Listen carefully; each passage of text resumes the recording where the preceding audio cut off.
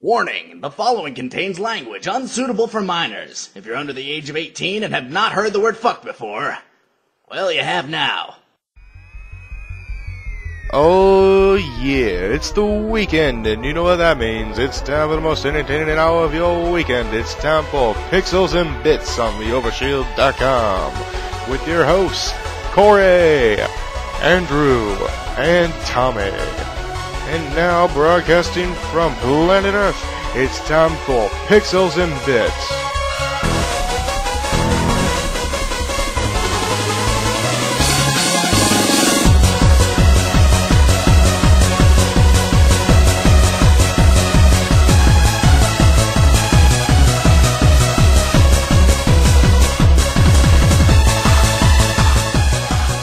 Welcome on to Pixels and Bits on theovershield.com. My name is Corey. Hi. What's going on, everybody? Welcome to, what are we on, episode 9? Episode 9. Very special episode today, as we interview the one, the only, Tommy Tallarico.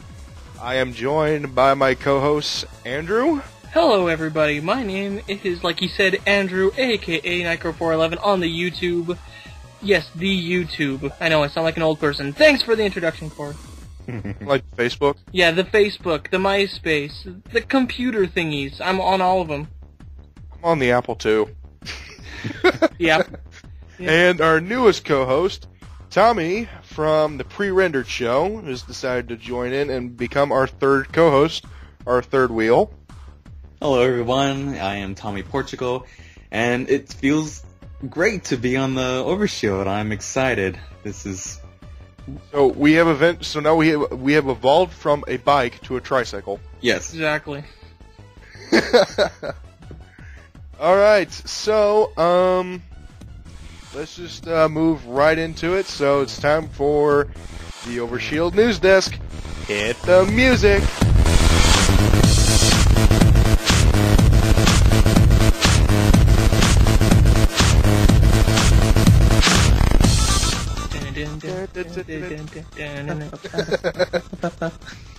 Alright, so just gonna plow right through these pretty quickly.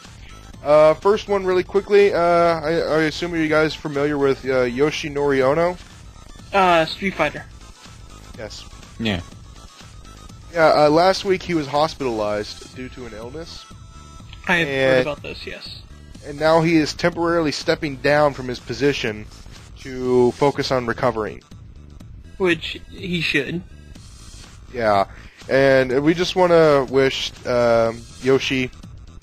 Sorry. Are you thinking of the dinosaur when you're saying Yoshi? Gosh, you can't even have a heartfelt, get well. Let me do it, Yoshi. From here at theovershield.com, we want to send you our best wishes to make you feel better. No eggs involved. Yoshi. I had this horrible image of him transforming into a Yoshi, but he's still holding his little Blanca.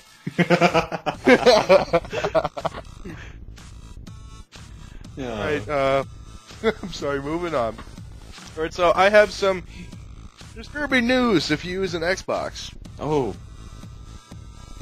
Yeah. Hackers can recover your credit card information from any Xbox hard drive disk that you have used your credit card on, even if you have formatted it.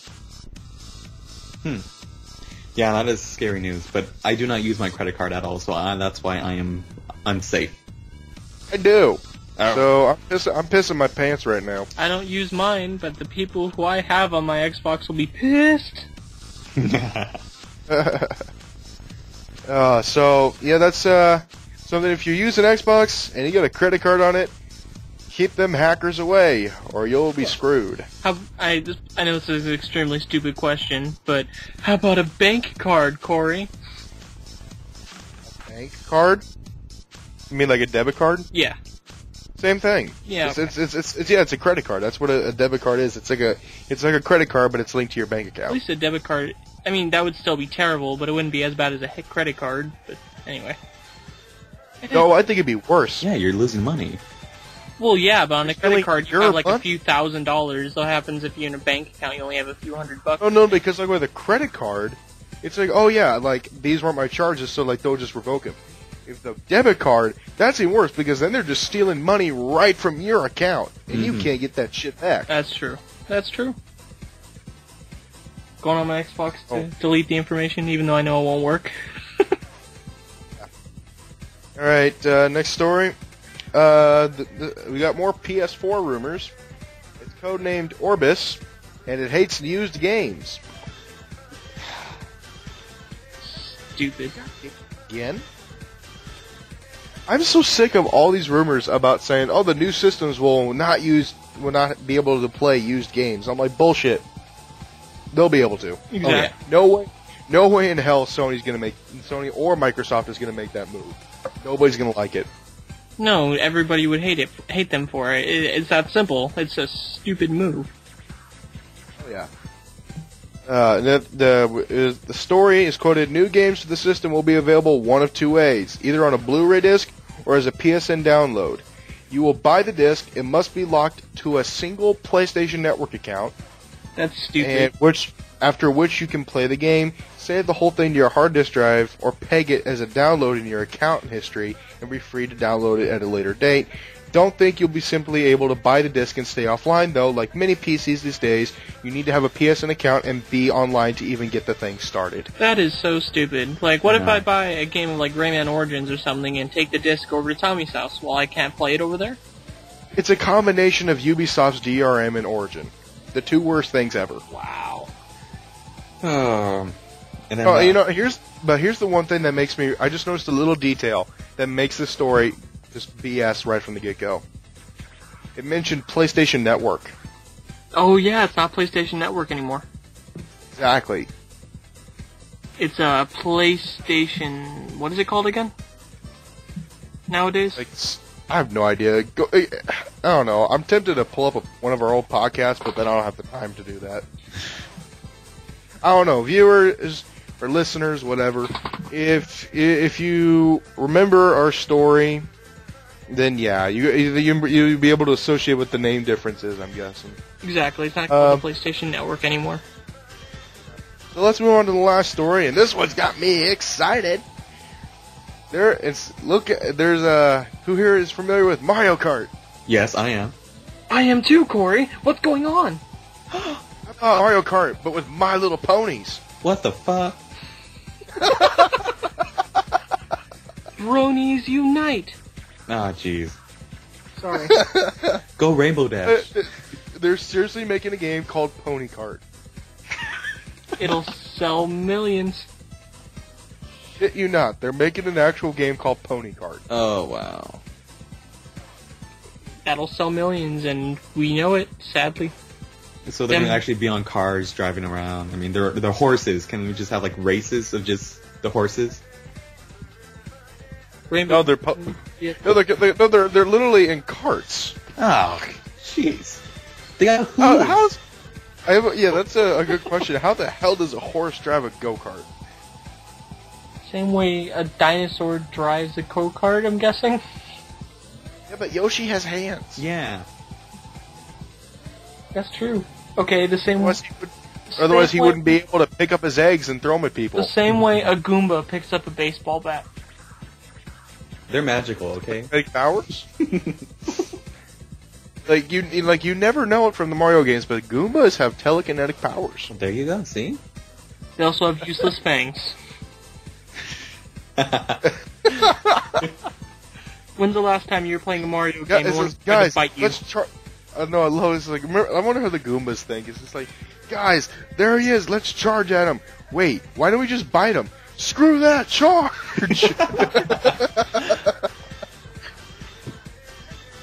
Oh, Goombas are the most intelligent beings out there, that is for sure. Anyways, that is the Overshield News Desk. Quick and brief, and that's what she said. Oh. Ooh. And Nickel, I can hear that? I'm joking. Okay, so it's time to move on to our middle segment, which is our interview with Tommy Tallarico.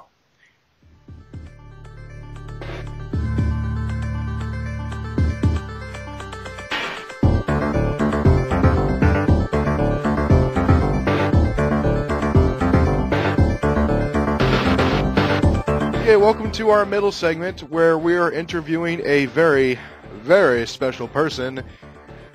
Very special person. Would you love to introduce yourself to our audience? I would not. No, I'm just kidding. Yes, this is video game composer Tommy Tallarico. You're supposed to do like a big fanfare thing now, or have some kind of like audience applause tracks going.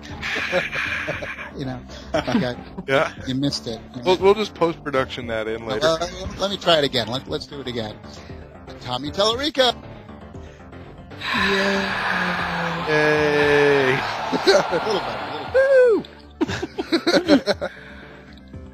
Welcome, Tommy. Welcome onto our podcast. We are extremely thankful to have you here today.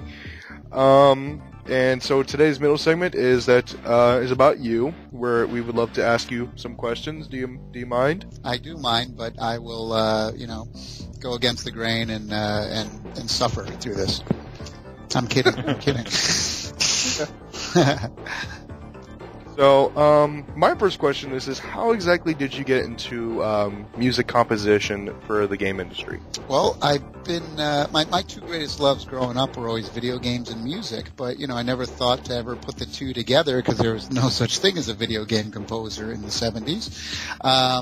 And so I, when I was 10 years old, I used to take my dad's big cassette recorder, and I'd record all my favorite video games at the arcade, and I'd take it home and record my favorite home systems like Intellivision, Atari, Commodore, Apple II, the whole thing. And I used to take the tapes and splice them together with all my favorite video game music on there. I'd invite the neighborhood kids home, over my house. I'd charge them a nickel, and I'd jump up in front of the television set, grab a guitar, and I'd have my favorite games playing on the TV set behind me, and I'd play the tape back and and play along with the guitar, pretend to put on a show. So I guess you could say those were the first video game concerts ever. So music and games were always my two greatest loves. And then when I turned 21, I grew up on the East Coast in Massachusetts. And when I turned 21, I literally left my parents crying on the doorstep, and I got my car and drove out to California because that's what you did if you wanted to, be in the entertainment industry. So I had no money, no job, no friends, no place to stay, nothing. I just drove all by myself in my little two-seater car. And when I got to California, the first place I picked up a newspaper and I saw a job for selling keyboards at a Guitar Center. So I went down there the next day, and I was sleeping under a pier at the beach, and I was homeless. But I went down there, and they hired me, and they said, okay, start tomorrow.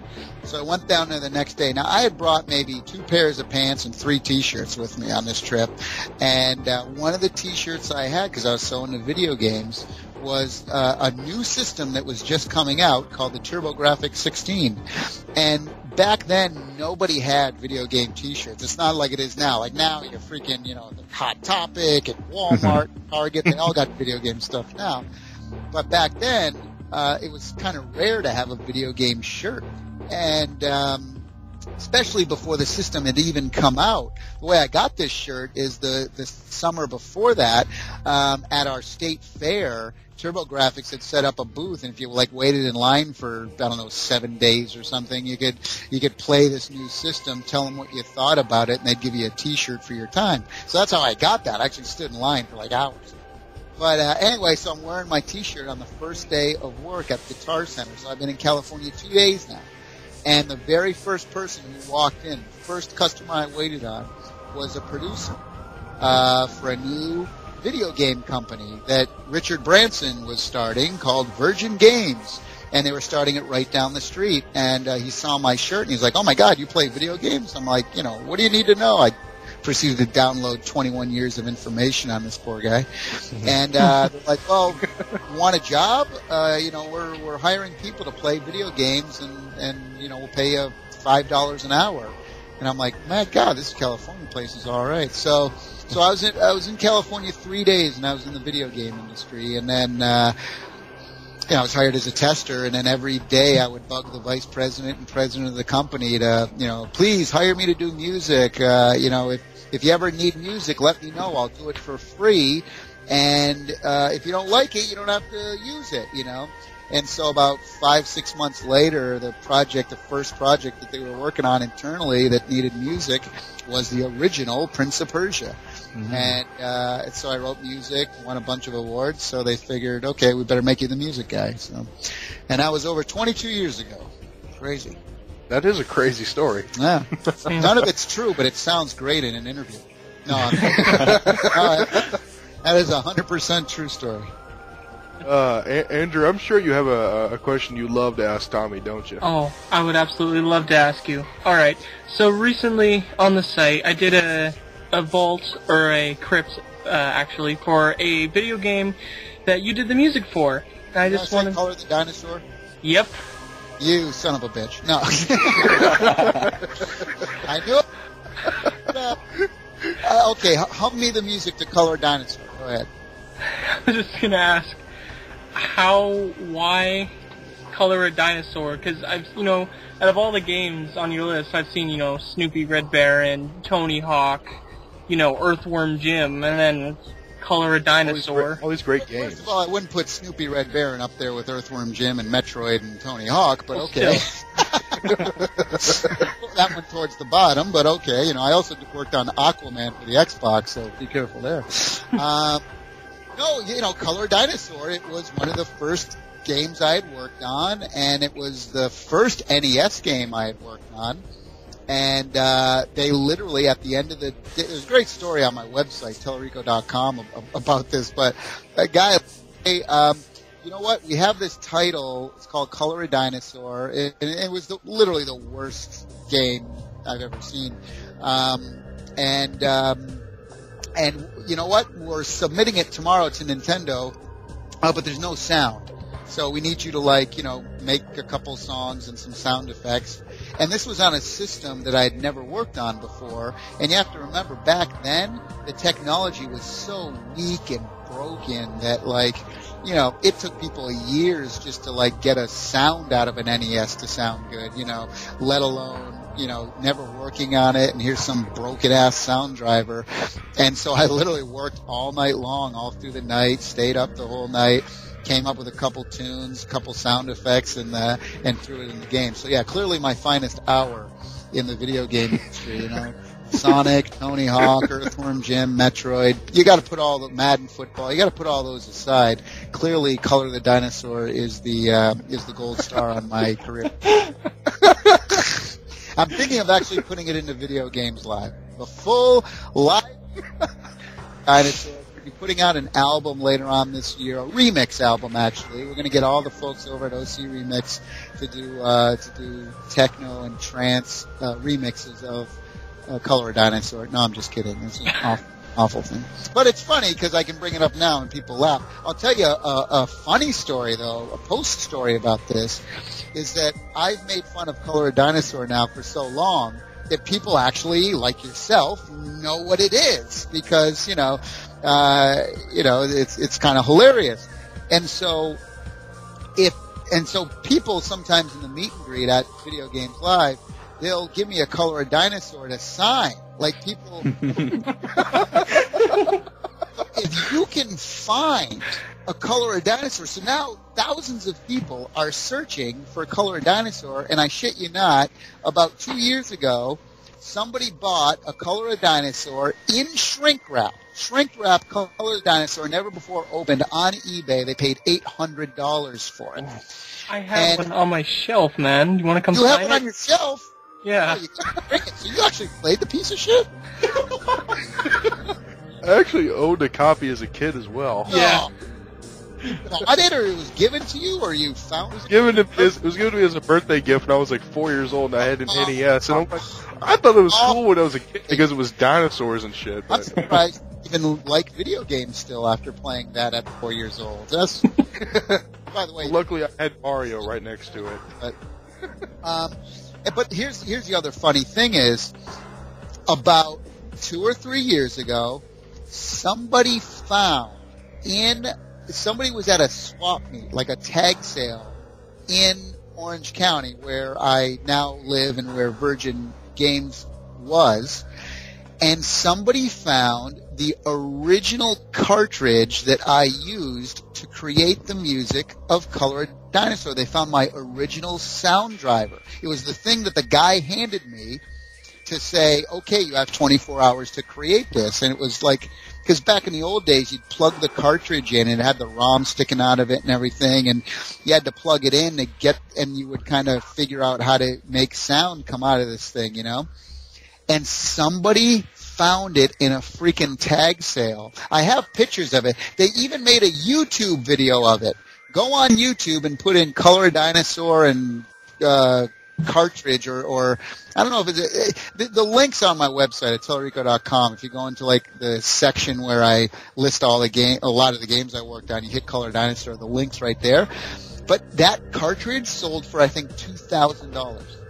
Unbelievable. Jesus Christ. Unbelievable. Yeah, it was one of a kind. I mean, that was the freaking, you know, so it's pretty funny. It's kind of the lore that surrounds that game now has made it famous. Yeah. Actually, I have a couple questions our graphic designer out in Ireland would like to ask you. All right. He said he was wondering why you haven't been able to compose music for current generation games. Is it because of Video Games Live? Well, I mean, I've done PlayStation 3, Xbox, but yeah, 360 stuff. I mean, I worked on the last Sonic game, a couple songs. But yeah, you're right. It absolutely, video games. I mean, in the old days when I was just doing music, I could bang out 15, 20 projects a year, you know. But now the games are so big, you know. It's like, oh, we have, you know, we need 5.5 hours of music. And, you know, so a composer working in the game industry now, and this is separate. If you're talking about mobile games and downloadable games, that's different. But for the AAA titles, you know, you're working on the game for like 2 years straight, and absolutely, Video Games Live has completely taken away, you know, all of my time. I mean, it's what I do. It's my passion. You know, I worked on over 300 games over the last 22 years, so. You know, if somebody gave me a choice, would you rather write music for another video game right now or play in front of 100,000 people in China? I'm going to take the latter, you know, so. A good point. Yeah, good point. I haven't been able to work on a big game. You know, there's some things in the works. I can't really say what it is, but, you know, we're kicking around some crazy ideas. And Earthworm Jim fans might be happy in a couple months with some announcements. So I'll end it there. But yeah, you never know. And then another question he would like to ask you is, long time ago you used to be on shows like Judgment Day and Reviews on the Run. Mm-hmm. And our graphic design guy Colin is wondering, how did you make the jump from music composition to being on a review TV show? Yeah, well, in 1995, it was one of the first E3s, or actually I think it was the first E3 in 94. And people had known who I was through, you know, I used to do a lot of, you know, interviews, and I had come out with an album on Capitol Records with video. It was the first video game, worldwide video game album ever released, in fact. And in 1994, and so a lot of people knew who I was in the press and this and that. So I was at E3, and of course back then, you know, there was no real internet at all, so it was mostly magazines and stuff. So I was in a lot of the magazines back then, and this guy named Victor Lucas came up to me and he said, "Hey, you're Tommy Tallarico." I said, "Yeah." He goes, "Can we do an interview? We'd like to interview you." I said, "Sure." So we did this interview, and he had a TV camera, and he says, "I'm trying to make a video game television show." I said, "I love that idea." And so the interview went really well, and a couple weeks later, he called me up. He goes, "Dude, we interviewed like hundreds of people, and we really love your humor and your whole vibe, and you know everybody in the industry. So we were wondering if you wanted to be the host of the show." And I said, "Sure, why the hell not?" So that's how that kind of gig came to be, and we created Electric Playground.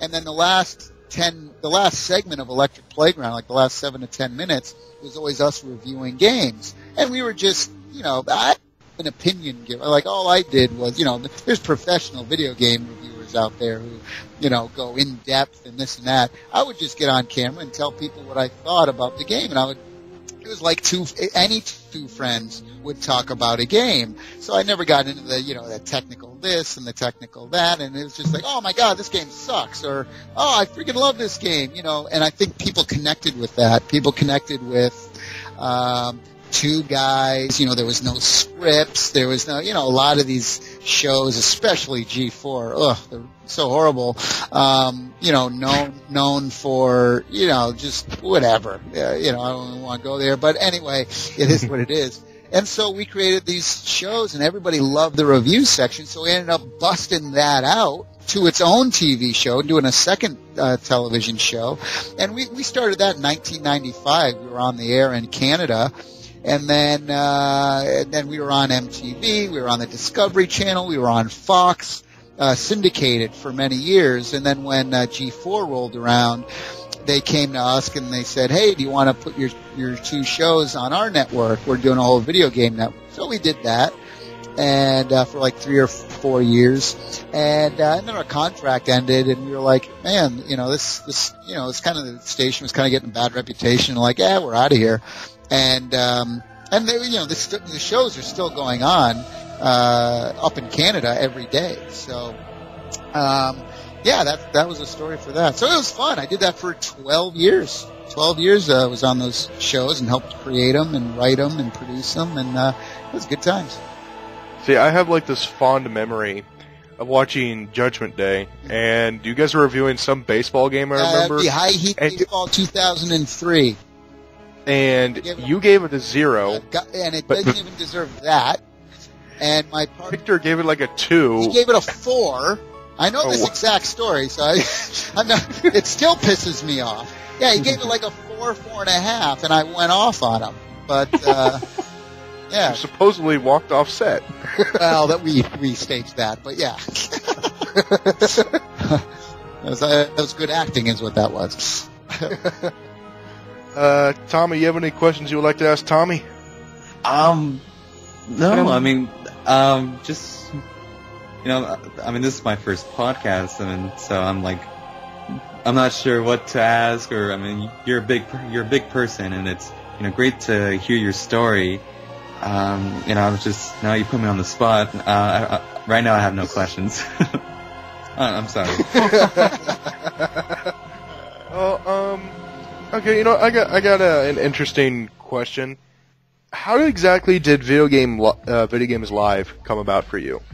Yeah, again, like I said, my whole life, music, video games, performing, always my favorite things at the top of the list. But my whole thing was, I wanted to prove to the world how culturally significant and artistic video games have become. I wanted to create a show not just for hardcore gamers or casual gamers, but for everybody. I wanted to create a show for people who didn't even play entertaining and beautiful and amazing.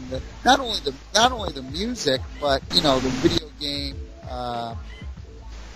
the video game graphics and the storylines and the characters and everything else. So that's how kind of Video Games Live came to be, just out of the love for trying to show how culturally the whole industry was, and I wanted to celebrate the industry. And the reality is that I started it in 2002, and it took us 3 years to do the first show. And everybody thought, the 3 years leading up to that, everybody thought I was completely insane, crazy. They're like, look, old people go to the symphony, don't play video games, so you're screwed there. And young people hate the symphony, so you're screwed. No one's going to show up to this thing, And we did that first show, and over 11,000 people showed up. It was the biggest video game concert in the world at that time, blew away anything that Japan had ever done in Europe. So that was the launch of it. And We did 3 shows in 2005, 11 shows in 2006, 29 shows in 2007, 47 shows in 2008, 55 shows in 2009. It just kept growing and growing and growing. So, yeah, we do between 40 and 50 shows a year all over the world. And it's just been growing, and more people have come to know it. And the great thing is I change the show every single time. I've never played the same show twice. Like, we're doing a show at E3 this year in LA, and we're launching a whole bunch of new material that no one's ever heard, seen before, and this and that. So a typical show will have about 18 to 20 segments in it. I've created over 90 segments for Video Games Live over the last 10 years. So you always get a new show, brand new. We've gone to Brazil, for example, toured there every year for the last 7 years. Never played the same thing twice. So, yeah, it's great. I mean, there's so much great material. You know, this thing will keep going on forever. Well, question about Video Games Live. You ever plan to come back to Missouri? No. Yeah, of course. Yeah, I don't know when exactly. We're looking at some November dates. We're looking at some January dates, and also looking spring of 2013. So it'll be one of those 3 times. Yep. All right, I have 2 questions. One's really simple, or not simple. I don't know. Do you still have your Spider-Man room? I do. I have a complete Spider-Man room in my house. I play a Spider-Man guitar. I'm, in fact, wearing Spider-Man underoos right now. That'll have to be the the podcast thing. Exclusive. What underwear Tommy is wearing during the podcast. That's in fact the byline. Exactly. It's our marketing line. All right, and then the other one. I know you've done a lot of different games, but other than Color a Dinosaur, because obviously that one sticks out because of the the bad history behind it. What other games, in your opinion, has really sticks out in your mind, like as good good projects that you've worked on, or what are some of your favorites that you've worked on? Earthworm Jim's probably my favorite franchise that I've been involved with and worked on personally. It was a room of like 10 guys all trying to make each other laugh for a year. That's what Earthworm Jim was, and it shows in the final product, But some great franchise I've been involved with, things like the Pac-Man series and Sonic and Metroid and Advent Rising was one of my favorite scores to compose. A lot of people didn't play the game, but a lot of people like the score, so that was a big one. Tony Hawk, so many cool projects. I was involved with some of the Mortal Kombat games, the early Madden football games. So I'd put those at the top. Oh, Aladdin, Disney's Aladdin on the Genesis was one of the biggest sellers. I love that game, but it's ball-crushing hard. It was hard. Me and my girlfriend beat that thing legit just recently. Took forever. Yeah. So I have to ask, final question. Yeah. What do you believe is the worst video game soundtrack you have ever heard? I'm gonna go with the sound. I'll go with the audio for High Heat Baseball 2003. It's unbelievable how bad it is. In fact, in my review, you can go on YouTube. You can go on YouTube and put in, Tommy Tallarico, High Heat Baseball or whatever, and the review will come up. And in that review, you'll hear the audio. It's unbelievable how shit it is. And I mean, there were a lot of games. It's funny because I get asked asked this question a lot of times where people will say, "What do you like better, the music of now or the music from yesterday?" Or they'll say, "How come the music of yesterday is so much better than the music nowadays?" And I always make the argument that they're both equal and no one is better than the other. It's just that, look, some of the greatest video game music ever written was written in the 80s. Okay, we're talking Mario, Tetris, Zelda, Castlevania, Metroid, Mega Man. I mean, it goes on and on, right? Some great, amazing scores in the late 80s, early 90s. Sonic the Hedgehog. But so when people remember the old stuff, they remember that. What they don't remember is that the other kind of sucked. And especially in the early 80s, there was some atrocious,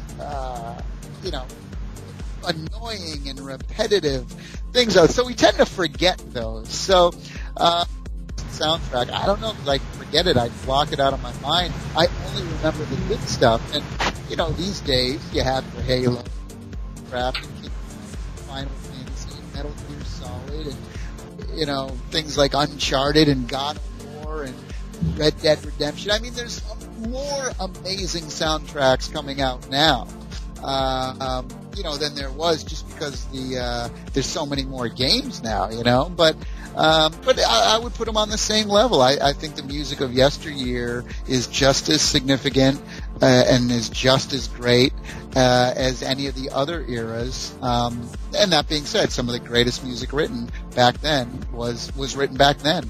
And it was because back then all we had was melody. We didn't have... It's like, no, you had about 30 seconds to make your statement and monophonic pieces to do it. So it was all about melody back then. And I think people forget that. They forget.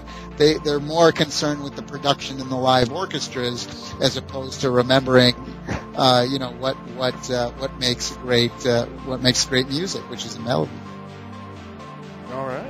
I can agree with you there. As I myself actually try to produce music. I try, and and it is hard when you find the right melody, you find the right rhythm, it just comes together beautifully. Totally, yeah. All right, well, Tommy, thank you very much for joining us today and interrogating you. And no worries. Is there any final parting words you guys would like to give Tommy? Just want to say thank you for responding to my original Facebook message and letting this all be possible, because I did not expect you to reply, nonetheless within a few hours.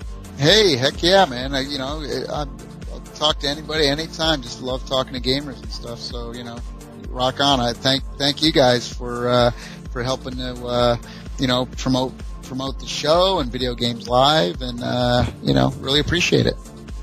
Well, I want to say it was no problem, but it's still just an honor to have you on the show. Oh, thanks, guys. Let's do it again in a couple months.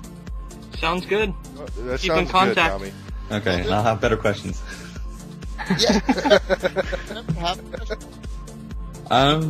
You never did you? No, I couldn't think of one, but... Okay. Well, there you go. Yeah, right. I'll think of... Yeah. Next time, that'll be the goal. Tommy Portugal is going to ask me a question. Yes. This is your Tommy versus the next Tommy. couple months. Here we go, Tommy versus Tommy. There you go. All right, guys. Thanks a lot. All right, no problem. No problem. Great to have you, Tommy. See you later. Bye. See ya. Bye. Okay, so that was our interview with Tommy. Great guy. Man, I had to ask, anybody here still shell-shocked that we just did that? Yes, I am. I mean, I didn't even ask a question. I was just silent throughout the whole time. I know, and he said you super fail or whatever. Epic fail. It's an epic fail. I mean, seriously, this is big pressure on. This is my first time on the Overshield, and we get a big person as Tommy on the show, and I'm like, I don't know what to do. So I'm just like, I'm gonna play it safe and not say anything. You were a deer in headlights. Yes. Hey, anyways, and we got confirmation before you go there. You got confirmation he'll be back on the show. He said it. Yes. Yes. We look forward to that day when we could joke more with Tommy. Yes. Anyways, it is time to move on to my favorite segment, your favorite segment. Andrew, take it away. We are going out to people doing stupid shit. Hit the music.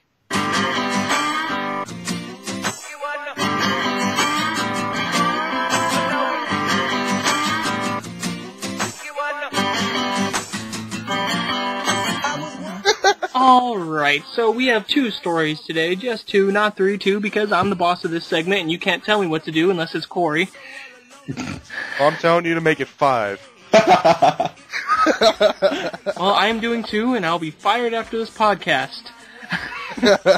Anyway, so, a Minnesota teen, he wants to go to prom, right?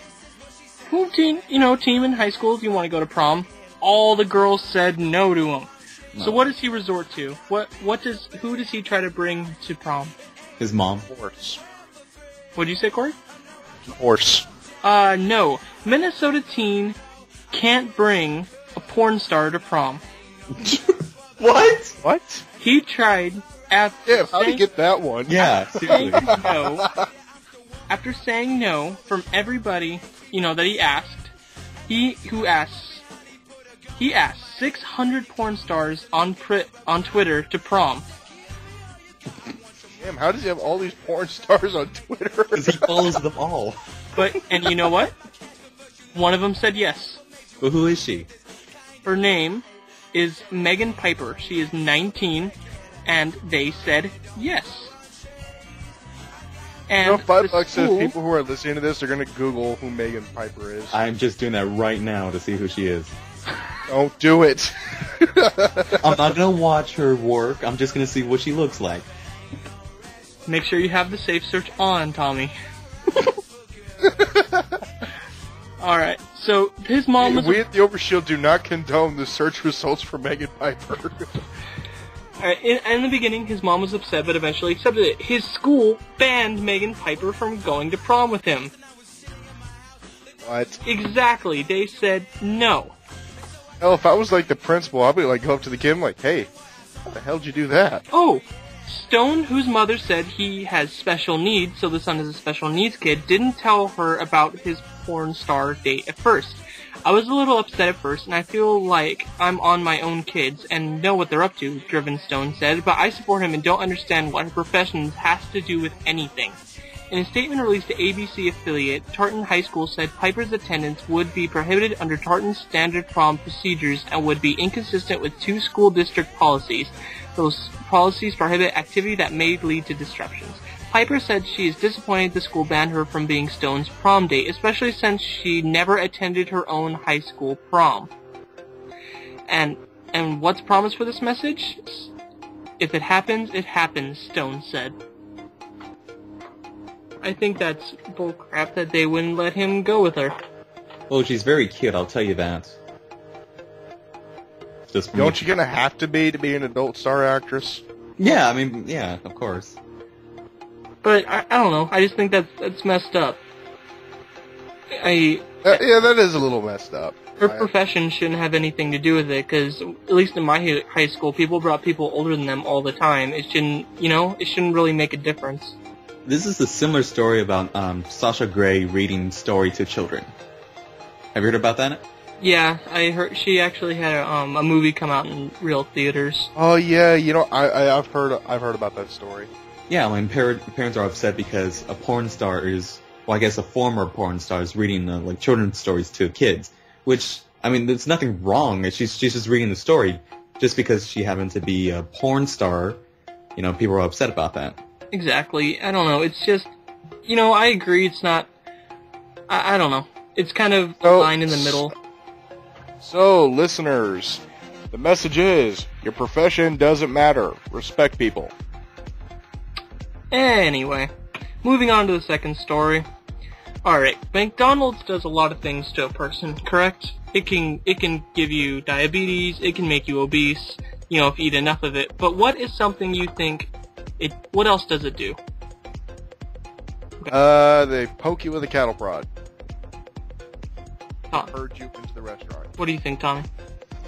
Steal your soul. I don't know. Alright, the headline reads, McDonald's made me a prostitute. Sorry, what? Women sues fast food giant for turning her into a Vegas working girl.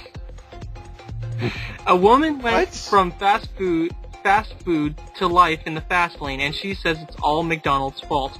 Shelley Lynn is claiming that the fast food giant should have protected her against her ex-husband and former boss, Keith Hanley, who hired her to work the counter 20 years ago, according to Courtroom News.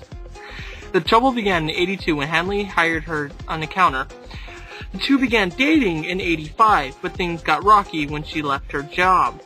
McDonald's had no policy in place where Lynn could have filed a grievance against Hadley Irvine at McDonald's, she said in filed court documents. Yeah, so this lady is suing McDonald's because McDonald's turned her into a prostitute. That's the stupidest thing I've heard. That doesn't make any sense. You know what? Hold on. You know, I'm going to throw a story in here just for the hell of it. This is a shout out to our friend Colum out in Ireland and the shit that's going down in Ireland. For if you guys don't know, a elephant got loose in Ireland. It got free from the circus and was roaming around in the streets. That's great. Oh, it went to a bakery and bought itself a cake too. I did ask Colin, I asked him, like, so do you have that, you hiding that elephant in your garage or whatever? He's like, what? Like, oh, I was under the impression that you're trying to protect this elephant like some person in the movie. Alright, so, that was the best segment of the day, just kidding. That was... Yes, this totally beats Tommy Tallarico's Spider-Man underwear. Yeah. Of course, man. Let's just hope Tommy Tallarico in his Spider-Man underwear doesn't go to McDonald's, because it'll turn him into a male prostitute.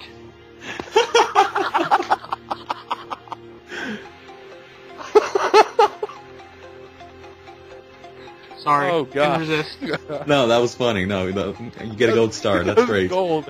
That's gold. Hey, Can you put a ding on that? Can you put a ding on that comment? Ding!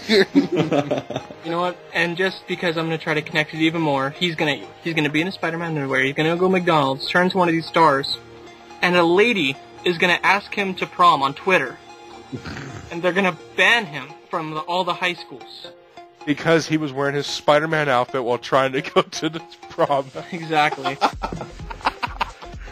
Sorry, Tommy Tallarico, if you're listening. Sorry. I'm sorry, Tommy. Now he won't come back because of that. He won't come back. Alright. Oh, God. Alright, so it's time to move on to our final segment. Shout-outs. I would like to first give a shout-out to Mr. Tommy Tallarico for joining us here today.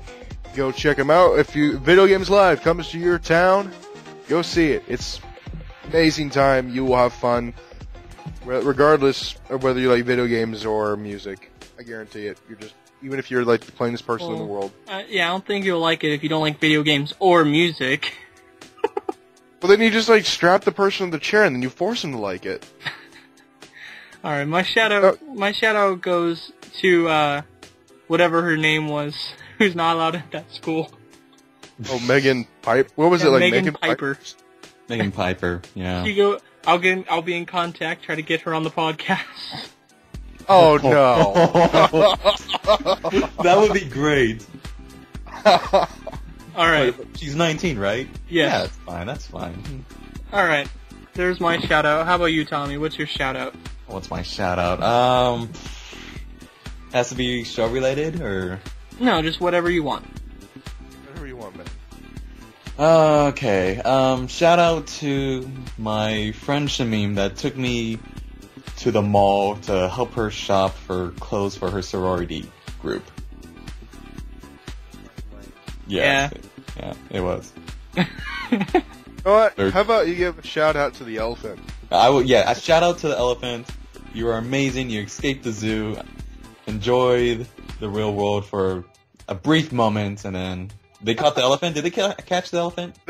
Yeah, they caught the elephant finally, but he tasted freedom for a little bit. He tasted freedom, sweet freedom. A shout out to Tommy Tallarico for finally pointing out that Tommy Portugal is an epic fail. Hey, come on. This is my first time on the Overshoot, alright? You guys, just give me a... Andrew, that was a dick move. I'm sorry. If you listen to the pre-rendered show, I have had to deal with this crap for so long. Oh, come on. I'm gonna reverse this. I'll come back. I'll make a... Don't worry. Next show we'll reverse it. Alright, excellent. Yeah, you'll get someone on the show I have no idea about, so... You know, I could be the deer in headlights. We would like to welcome our guest host today, some guy I found on the street. The hobo on my corner, Phil. What's up, Phil? Hello! That's my teeth. Ladies and gentlemen, We are horrible people.